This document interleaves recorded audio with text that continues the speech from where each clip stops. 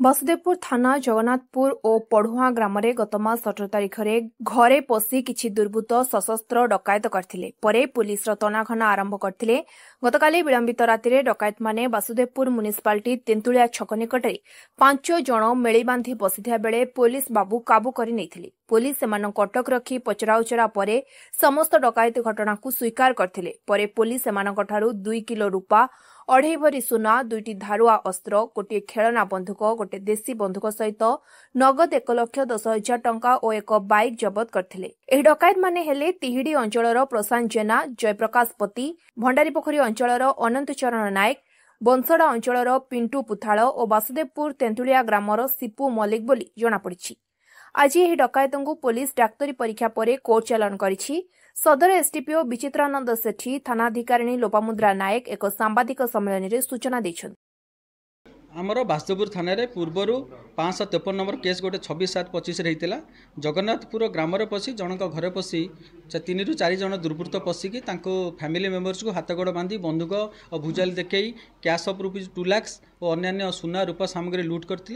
तार परपर आमर 12/8/2025 राति आमर पढ़ुआ गाँव में से 3-4 जन युवक पशि फैमिली मेंबर्स मान को हाथ गोड़ बांधी रसी बांधी बंधुक भुजाली देखी कैश ऑफ रुपीज 39,000 आउ सुना रूपा अलंकार लुटि नहीं। यही संक्रांत में आमर 2टा केस तदंत चलता। ए एसपी भद्रक एसपी सार निर्देश में आमर गोटे टीम गठित होता। एमर आईआईसी बासुदेवपुर लोपामुद्रा नायक, आमर एसआई अधिकारी महापात्र और एसआई पूनम देवी बेहरा अन्य स्टाफ मैंने यही टीम रे इनवल्व थे। से भारी सुरसुर यार माने तदंत करते। आमर ये टावर डंप निया आमर सीडीआर एनालिसिस होता। आहरी एमओ क्रिमिनाल्स जो मैंने आगुरी सब विभिन्न केस फरवर्ड होती डकैती रबरी केस आम भेरीफाए करूँ। से आम भेरीफाए कला जड़े सिपु आलियास बलराम मल्लिक बोली जड़े अच्छा जे केस भी इनवल्व अच्छे 2टी केस से आगुरी आमर डकैती रबरी केस माने फरवर्ड होते। तेणु आमर बेसी सस्पिशन जाइथिला। तेणु आम इंटरोगेशन कलापर जना पड़ा जे से केस इनवल्व अच्छा और सहित माने अन्य सहयोगिता चगला आलियास प्रसन्न जेना, जयप्रकाश पति आलियास लिट्टू, अनंत चरण नायक आलियास अभि और बलराम मल्लिक सहित इनवल्व अच्छा। समस्त नगर आगुरी बहुत केस अच्छी। चगुलू ना प्राय 39टा केस अच्छी।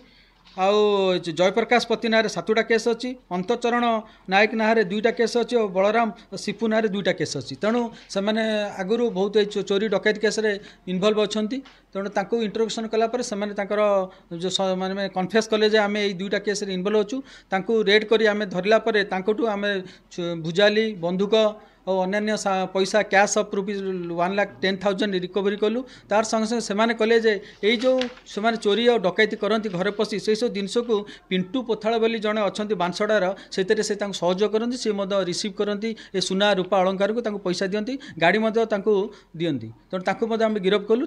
आम सुना रूपा अलंकार जबत करूँ। और जो आकेश मैंने जो अच्छा 4 जन आम बंधुक भुजाली अन्य रोप अन्य इनक्रिमिनेटिंग आर्टिकल्स मान जबत कर 1,10,000 टଙ୍କା कैश जबत कराई और काली गिरफ कराई। आज कोर्ट चालान करा।